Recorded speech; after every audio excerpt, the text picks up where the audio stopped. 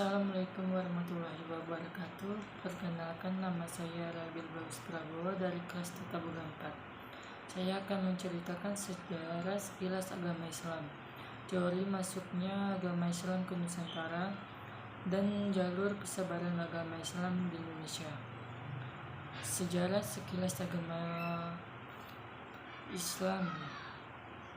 Agama Islam lahir di Mekah, Arab Saudi. Agama ini diyakini sebagai agama yang diwahyukan oleh Allah kepada umat melalui utusannya, yaitu Nabi Muhammad SAW.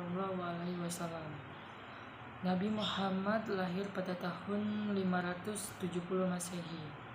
Sekitar tahun 613 Masehi, Nabi Muhammad menyebarkan agama Islam secara lebih terbuka. Dan pada tahun 630, Nabi berhasil membebaskan kota Mekah dari kekuasaan suku Quraisy. Yang kedua, teori masuknya agama Islam ke Nusantara. Ada tiga teori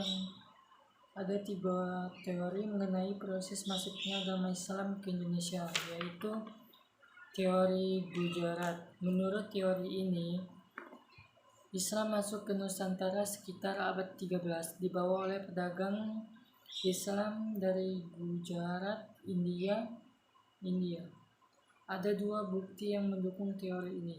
Pertama, batu nisan Sultan Malik al-Saleh, Sultan Samudra Pasai.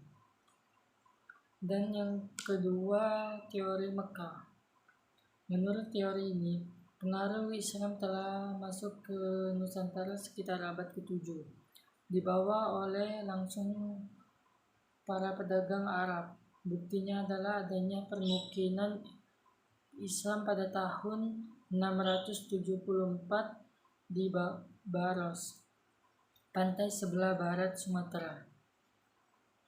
Teori ini yakini Islam yang berkembang di Samudra Pasai menganut mazhab Syafi'i, mazhab besar di Mesir dan Mekah pada masa itu.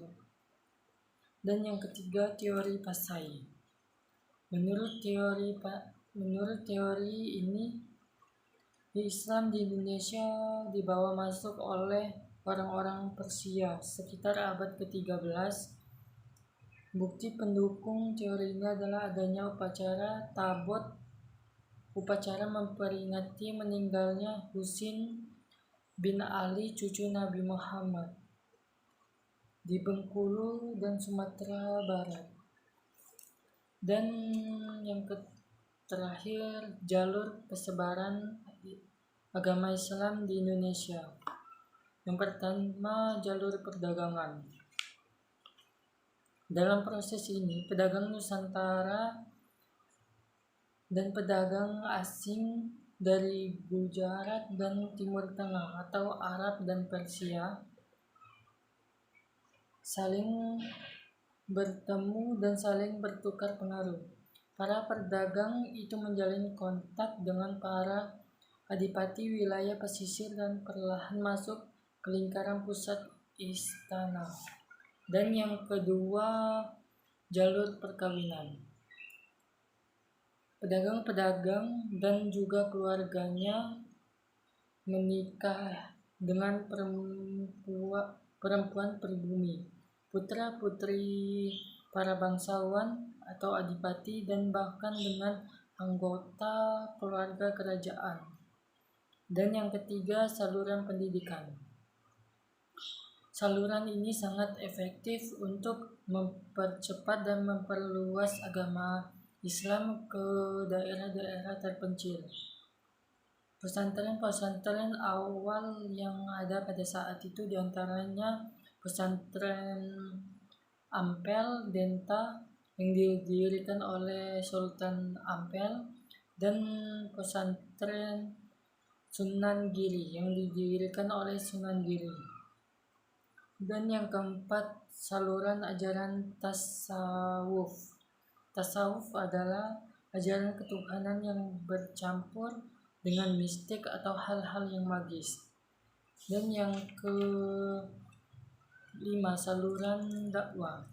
Ada 9 wali yang menyebarkan dakwah yang menyebarkan Islam dengan cara berdakwah yang disebut dengan wali songo.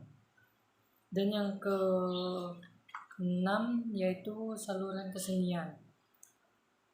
Beberapa bentuknya telah disebutkan seperti wayang serta gending atau lagu-lagu yang berisi syair-syair, nasihat dan dasar-dasar ajaran Islam.